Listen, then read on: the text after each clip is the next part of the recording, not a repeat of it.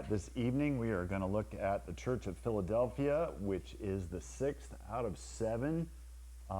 Just by way of reminder, before we do a little bit more review, you do want to know all 7 letters fit the same form, and the form that they fit is a letter from a king to his citizens. And that makes perfect sense when we start every letter with, dictating to the scribe who's going to give the letter to the messenger who's going to take it to the church, right? And by church, we mean assembly of qualified citizens. So again, fits that script very, very well all the way through, all 7 letters. We also remember that all 7 letters end with, let him who has ears to hear what the Spirit says to the... Okay, so is anybody else being addressed? No. Okay, so the audience is citizens, and citizens are believers, right? Because he's the one who qualified us. That is not in question. We encountered that last week. That was really kind of the big one that everybody points to. See, he's going to blot out your name, right, from the book of life. So we encountered that last week, and we saw, no, that's actually part of the overcomer section. And an overcomer is a believer who is a citizen. And so we always want to see that section when it talks about the overcomer as addressing or making Jesus the King, making a promise that he will fulfill. And we see every one of them fulfilled in the last few chapters of Revelation, which is about the millennium and the eternity to come. Okay? So that being said, I also wanted to talk tonight, by way of review, about the 7 churches in history. We started with church number 1, which was... that would be Ephesus. That would be Ephesus, yeah. Okay, and Ephesus was good or bad church? Pretty good, right? Pretty good, right? They had good faith and practice, but they were missing something. What was it they were missing? Their first love, right? So they wandered away from their honeymoon. They needed to come back to that honeymoon stage, so we remember that. And of course, that represents the beginning of the church in history for those who understand these churches as sort of periods of time throughout history. And the reason I want to do this tonight is because it makes a difference in part of the passage that we're going to read for Philadelphia, and it's also not in your note. So, just want to have you think about that. But anyway, so you got Ephesus, beginning of the church. Then that leads us to the second church. Church number 2 is Smyrna. All right. Good or bad church? Great church. Great church. Does he have anything bad to say about him? Nope, not a word. Not a word. Why? Because they were under intense persecution, remember? And they're the ones that he makes the promise at the end to each overcomer that they will not be touched by the second death. Is that not appropriate, to their environment with what they were seeing? And of course, that's basically Nero to Constantine. And that would have been when they were throwing the Christians to the lions and burning them as candles and things like that. So, when you're thinking about that period of time, it certainly fits the ideas that he presents with the Church of Smyrna. So that's number 2. Third church is, Pergamum or Pergamos, whichever one you want to say there. All right, good or bad church? Yeah, compromising church. That's a good word. They were compromising because they were mixing things together that should not be mixed, right? And of course, that represents Constantine when he, said, okay, Christianity is the official religion of the empire until the fall of Rome. And when a government or state gets involved in religion, does it usually turn out very well? I don't think so. Okay, and did it turn out well in that case? Not so much. You ended up with this mush of, true ideas and false ideas and good practice and bad practice, and you'd throw them all together, and that's what they got. So that was church number 3. And if you know that leads to the fall of Rome, then the next one's probably going to be, in terms of history, it's going to be something called the Middle Ages, right? And were the Middle Ages a great time to be alive? Not so much. Okay, so what church is that? Thyatira, longest letter of all the churches is Thyatira. Good or bad church? Not so good. Not so good. They had lots of problems, and they had one thing that was a big problem in that church. And what was her name? Jezebel. Okay, so that will help you remember Thyatira. Thyatira is the one with Jezebel. All right? So that's church number 4, sandwiched in the middle of the 7. Last week we went to church number 5, which was Sardis. Sardis, the city built on the cliff that nobody thought they would attack from the wall that was along the 1,500-foot cliff, right? And so that's how we remember Sardis, and what was his main exhortation to that church? Wake up, watch, right? Or I'm going to come at a time, I'm come like a thief at a time you're not expecting. Well, it's exactly what happened in Sardis. So also Sardis to say, you know, you're going to walk with me in white if you're worthy, but every overcomer is going to be clothed in white. Every overcomer is going to have a white toga, is the way we would talk about it, right? So there's Sardis, and then we move forward tonight. Oh, and by the way, Sardis, if we're thinking about it, they had a reputation that they're alive, but they're dead, right? And in terms of history, you're coming out of the Middle Ages, and what are you going into? Something called the Reformation, all right? So Sardis actually represents the Reformation. And if that's true, that's the way we're fitting those pieces together, don't we tend to look at the Reformation as a pretty positive thing? But if you study history and you study the good and the bad that was going on during the Reformation, I mean, you have one of the major reformers, if you study what actually happened in the town where he began to promote his theology, if people didn't want to participate, he would dismember you and hang your body parts around the town to remind everybody else that they didn't want to do the same thing. That's the Reformation, okay? So we have that idea now, looking back, Reformation was, turning point. It was so good, and all these good things came out of it. Well, some good things came out of it, but a whole lot of mess came out of it too. So, that's one of those things where you go, okay, does Sardis fit that? Yes, it does. It actually does. For the Reformation. Leads us to tonight where we're talking about Philadelphia. And if we're talking about a period of time, this is usually called the period of missionary expansion. So this would be like your 17 and 1800s when there were missions all over the world, the great revivals that happened in various parts of the world, including China. For instance, you had major expansion of Christianity pretty much throughout the world during this time. And that's Philadelphia, according to those who, point at the churches and work them through history, okay? And of course, what that means is next week when we get to Laodicea is 1900 until whenever. And what does he say about them? That would include today. Yeah, you're lukewarm. Does it fit? Does it fit? I would say so personally, but in any case. All right, we're going to go on to Philadelphia. Here we go. Revelation 3, verses 7 through 15. And to the angel of the church in Philadelphia, or messenger, write, these things says he who is holy, he who is true, he who has the key of David, he who opens and no one shuts, and shuts and no one opens. I know your works. See, I have set before you an open door, and no one can shut it. For you have a little strength, have kept my word, and have not denied my name.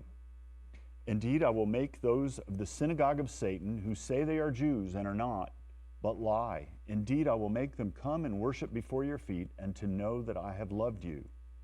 Because you have kept my command to persevere, I also will keep you from the hour of trial which shall come upon the whole world to test those who dwell on the earth.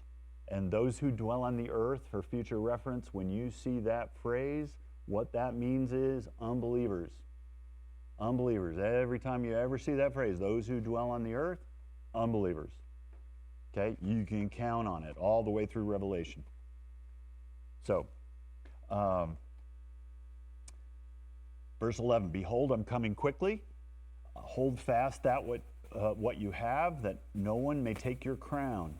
He who overcomes, I will make a pillar in the temple of my God, and he shall go out no more. I will write on him the name of my God and the name of the city of my God, the New Jerusalem, which comes down out of heaven from my God. And I will write on him my new name.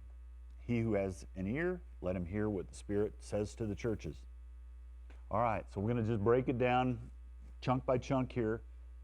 First of all, it's obviously to a church or a group of believers or citizens. And this city, Philadelphia, we know it. You know, here in the United States, we have that city name. And do we think about it as a city of brotherly love? Just asking. You know, I mean, I guess we could say Detroit and have a worse, response, or South Chicago, or something like that. But yeah, not so much. Anyway, let's talk about this original city of Philadelphia. It was an agricultural center located on a fertile plain 28 miles southeast of Sardis. The city was a center of trade, being known for its grapes, fine wine, and its popular leather goods. Not much known about it at the time of John's writing, except that it had a small but active congregation that had both Jews and Gentiles in it. The city of Philadelphia was founded in the early 2nd century BC by Attalus II, the king of Pergamon. Don't ask me. It was named for Attalus' brother, Philadelphos. It's appropriate because that means one who loves his brother. The similar Greek word, Philadelphia, meaning brotherly love, is used several times in the Bible. Romans 12, 1 Thessalonians 4, Hebrews 13, on and on and on. So, fairly common way to talk about or express the way believers are supposed to love each other. So, Attalus III succeeded his father and bequeathed the city of Philadelphia to the Roman Empire. All right, so what you need to know about Philadelphia at the bottom of page 1, if you're in your notes, is talking about the region's intense seismic activity. Last chapter noted that a strong earthquake in AD 17 had destroyed Sardis. Well, also, this was not that far away, same quake did extensive damage to Philadelphia as well. Quake was followed by 10 years of tremors that caused a great deal of anxiety. Okay? So you can imagine you're living in this city, and if it's a Roman city, if it has Roman architecture, what would be one of the things that you'd be seeing as you were looking around the town? Columns or pillars, exactly, okay? So you can imagine a major earthquake, and you're looking around at all these pillars. What's happening to all these pillars? And what are you doing? I'm gonna get out of town, right? So, and 10 years of tremors after that initial one. So, obviously caused a great deal of anxiety among the population. The frequent tremors made many of its citizens leave the city. Another major quake in AD 37 almost completely destroyed it and the surrounding area, but the Roman government stepped in to rebuild the city even better than before, something like Sardis and a number of other cities. Restoration included several impressive buildings. So that, I think, is part of what you need to know. Maybe the other thing is it was called the Little Athens because it readily accepted foreign gods. So like the Greeks and Romans who followed them, they accepted many gods and various types of religious beliefs and practices. The city was a center for worship of the god Dionysus, the Greek god of wine and fertility, and you may know the name Bacchus. Bacchus is the other name that Dionysus goes by. But his following, if you were involved in that worship, that was crazy stuff.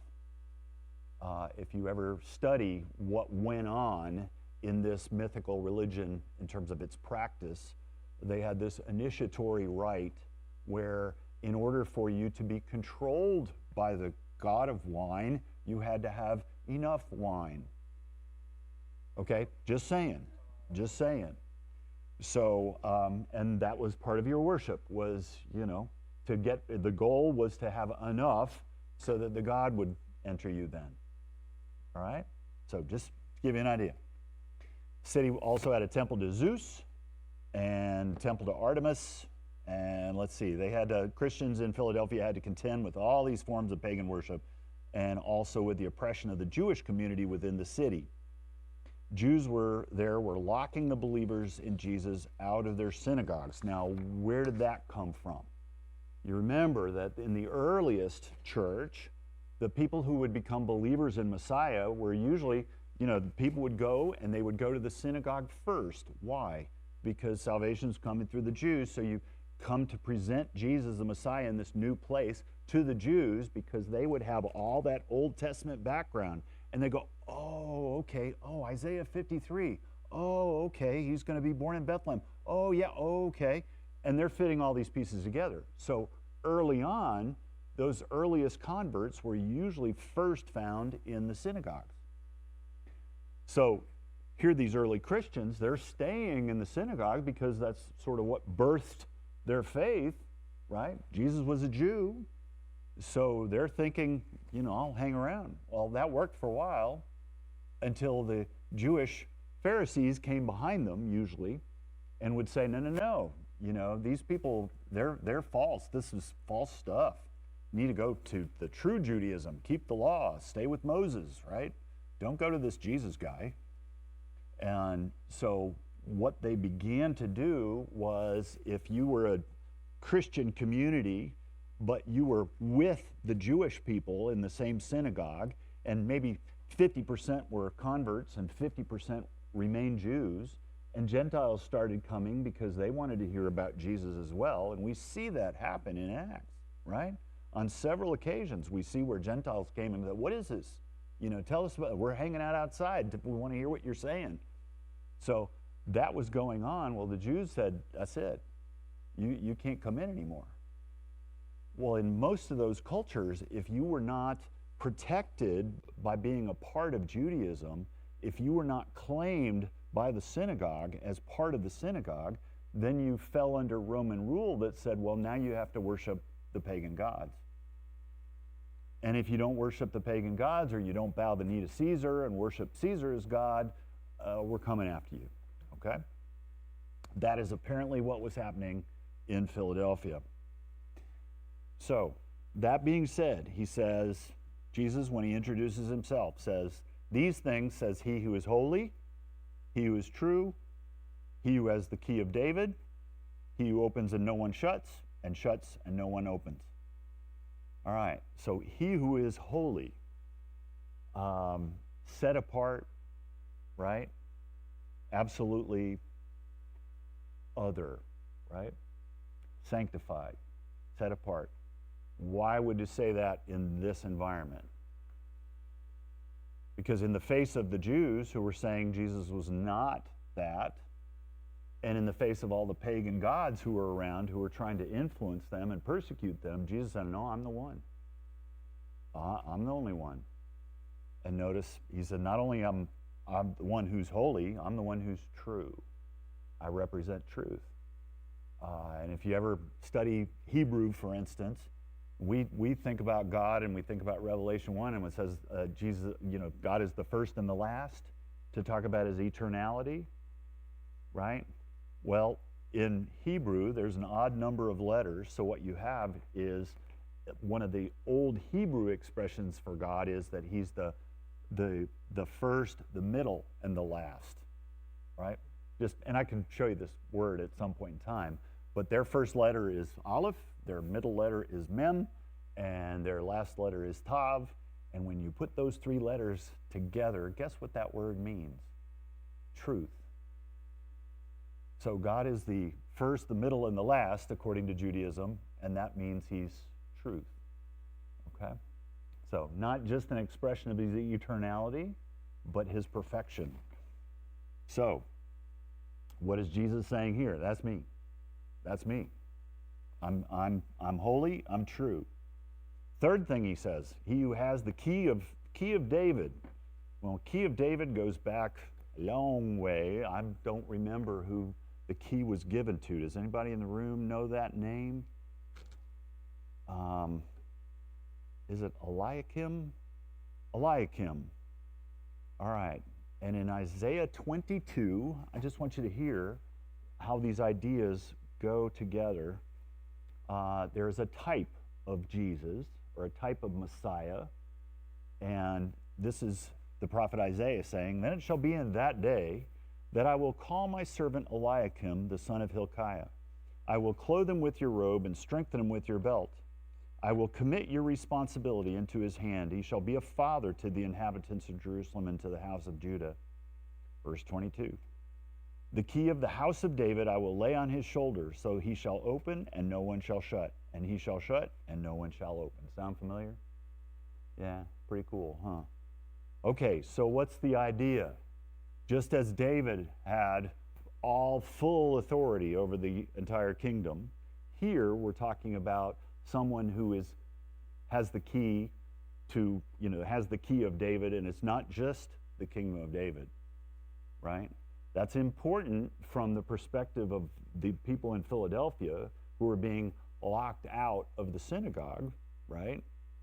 But beyond that, to say, I'm the one who has that key, that authority over the kingdom, only this kingdom is going to be global, right?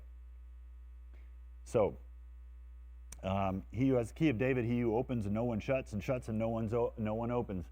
Now that you know about Philadelphia, they're knocking on the door of the synagogue, and the people inside are going, nope, we got the key. So what Jesus says to them is, with my key, if I open the door, no one can shut it. And I'm going to be the one who unlocks it. I'm going to be the one who locks it, not them, right? So it definitely would have spoken to exactly into their situation. All right, so verse 8. I know your works. See, I have set before you. Wait a minute. Is there criticism? No criticism. He just starts off, right? I've set before you an open door. He doesn't say anything bad at all. Okay? Sardis, he didn't have anything good to say. Did you notice that?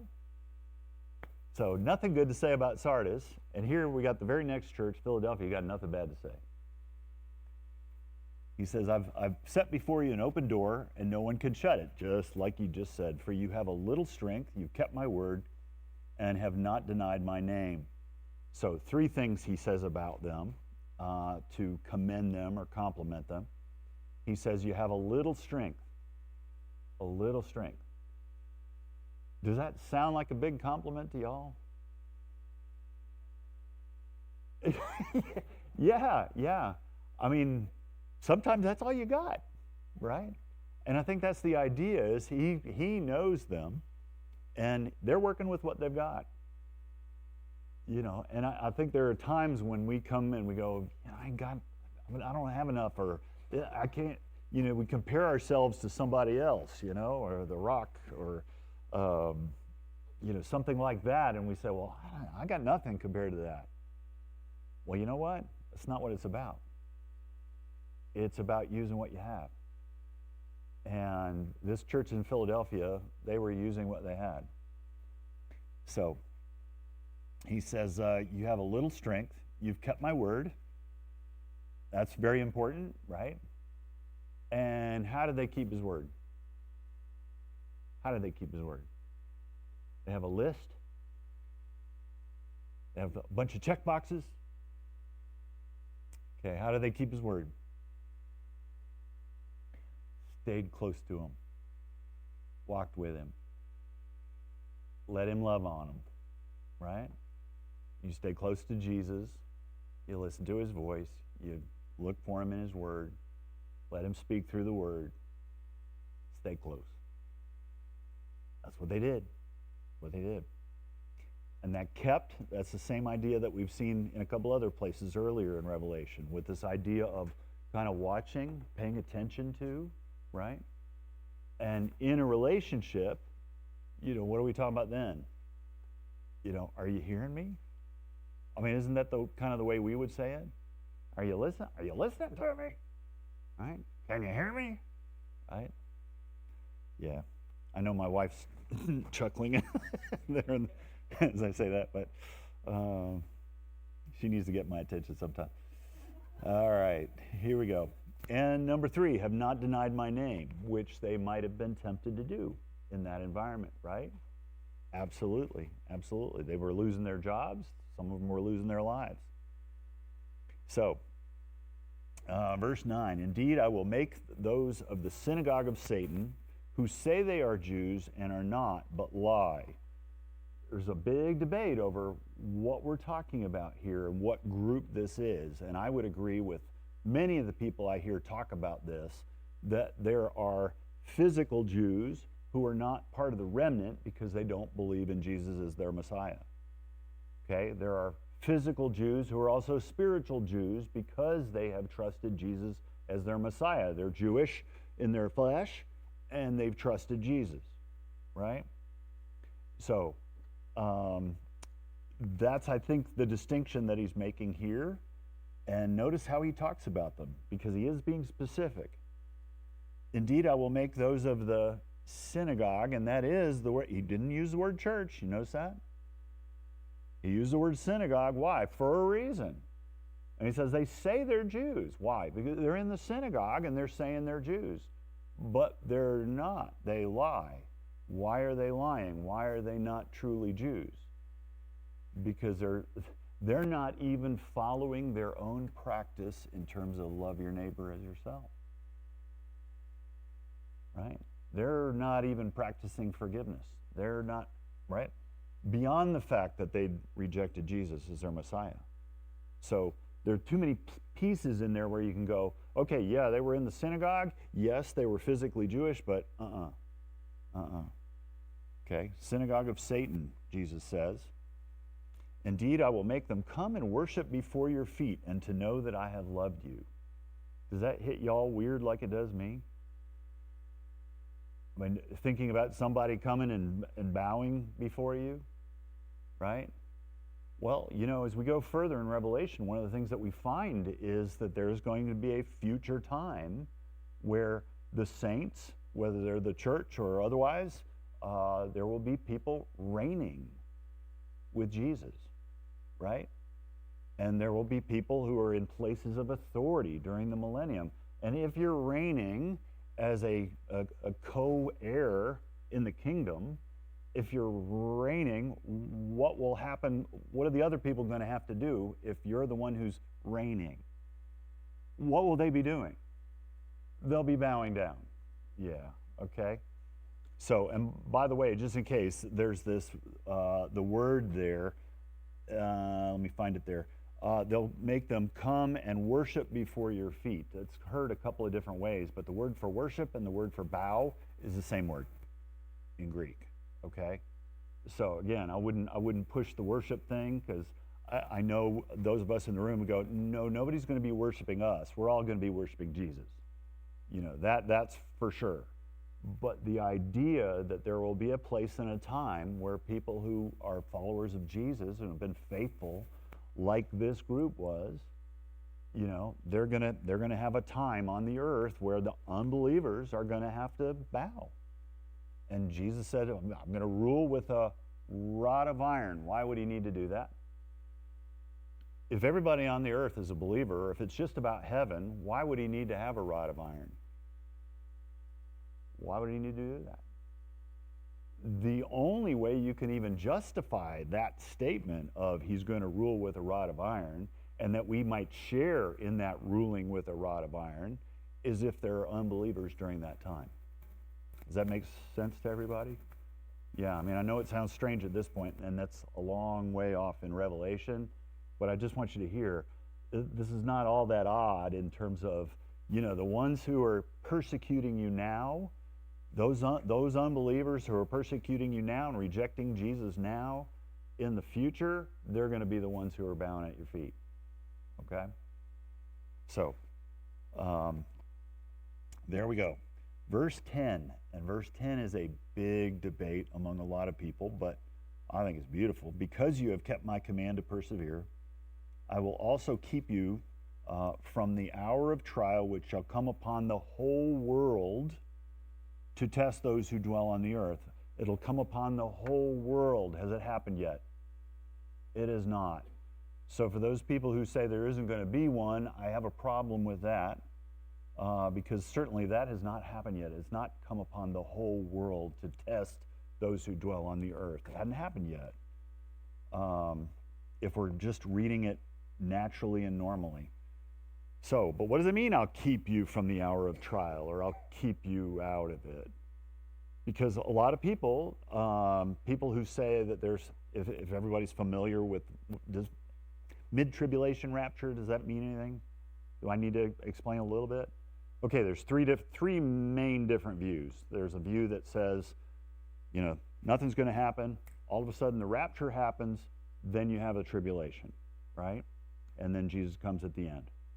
That's what's called a pre-tribulation rapture. That's, of course, what I hold, especially if you heard my Sunday morning presentation. You know that's the only way it fits together for me, all right?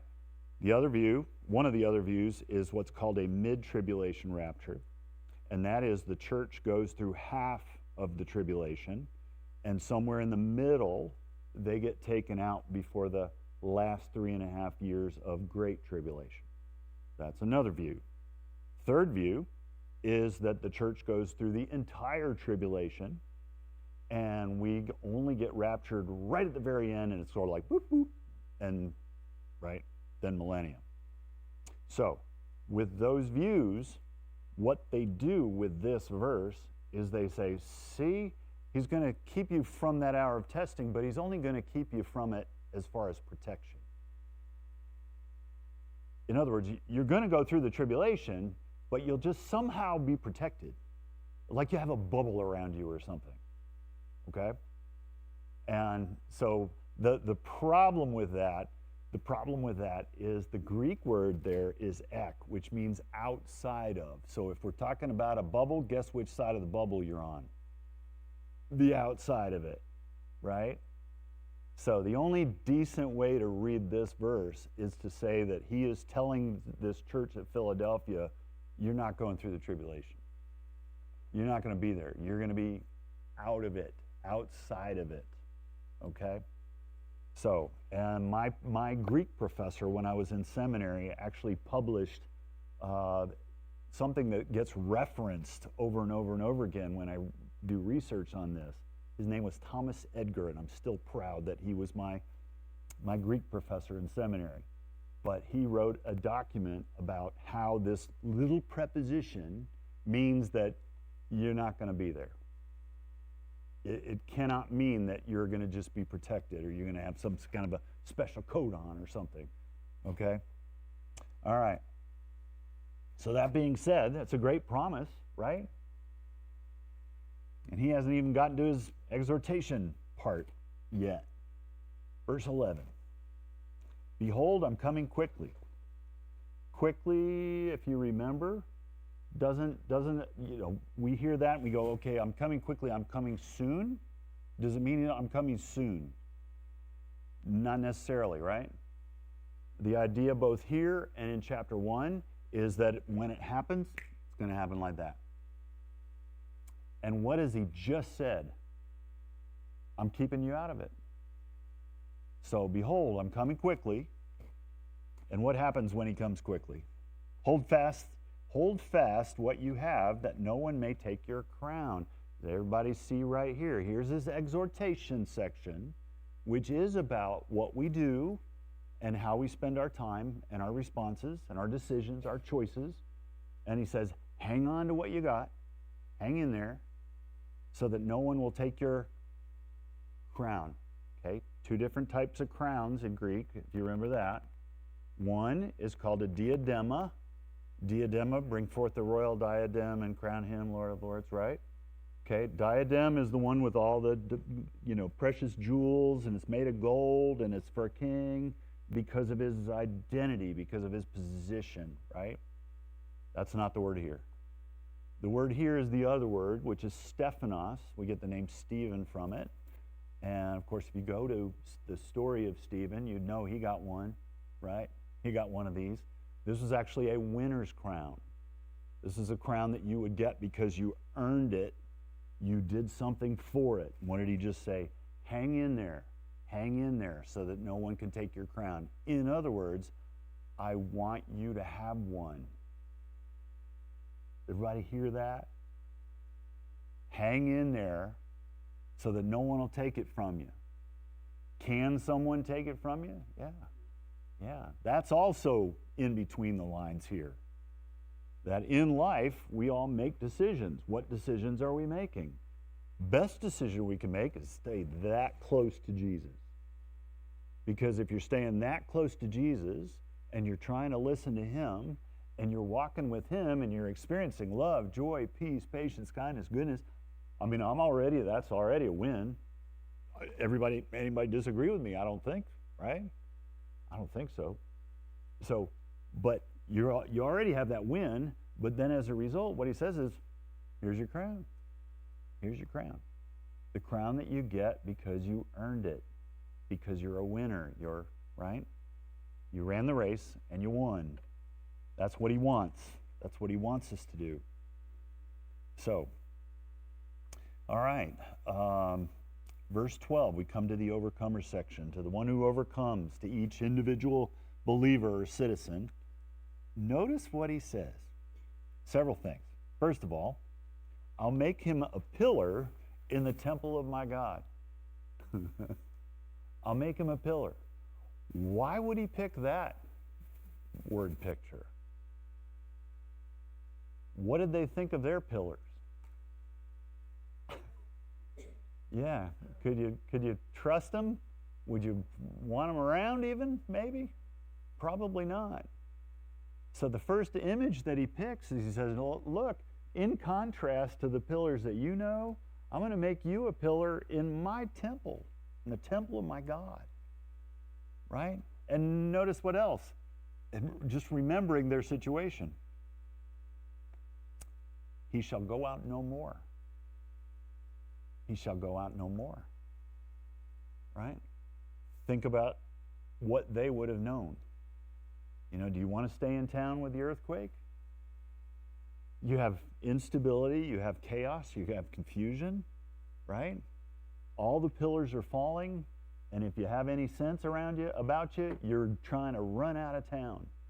What is he saying? You're going to be a pillar in the temple of my God, immovable, unchangeable, forever. You won't ever have to go out anymore. Okay? Beautiful promise, perfectly fits Philadelphia. All right, and then we have this idea of writing names. I will write on him the name of my God and the name of the city of my God, the New Jerusalem, which comes down out of heaven from my God. And I will write on him my new name. A lot of writing. Just saying. Did anybody see a word that gets repeated through here several times? My. You see in the word my? Why? Why is he, as you're looking through this, right? If I read it again, I'll make him a pillar in the temple of my God. He shall go out no more. I will write on him the name of my God and the name of the city of my God, the New Jerusalem, which comes down out of heaven from my God, and I will write on him my new name. Yeah. Ownership, possession.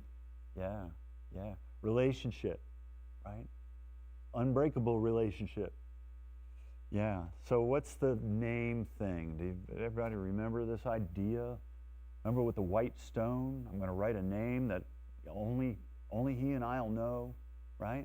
Or only she and I'll know, right? So here you have several different names that are being written, but always with the idea of not just ownership.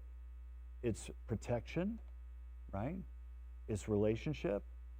Yeah, ownership, yes, but absolutely. My. Right? So again, though, you have this idea that Jesus is intimately concerned with each and every single believer. And he's wanting all of us to know that we're going to have this relationship that's going to be ongoing, right? And to think about, yep, he's telling me I'm his. He's telling me I'm his. He's telling me I'm his. He's telling me I don't have to worry. He's telling me I don't need to think about that. But why? Because I'm his. Because I belong to him. And he's going to take care of me. And it's going to be all in his temple. And I don't have to go out anymore. And then forevermore, instead of anxiety, confusion, chaos, worry, go on and on and on, what is it now? Peace and safety, right? Would they have related to that? Yeah, very much so. All right, verse 13, and we're done. He who has an ear, let him hear what the Spirit says to the churches. And again, it's what they end. All 7 letters have this at the end. Why? Does everybody remember why?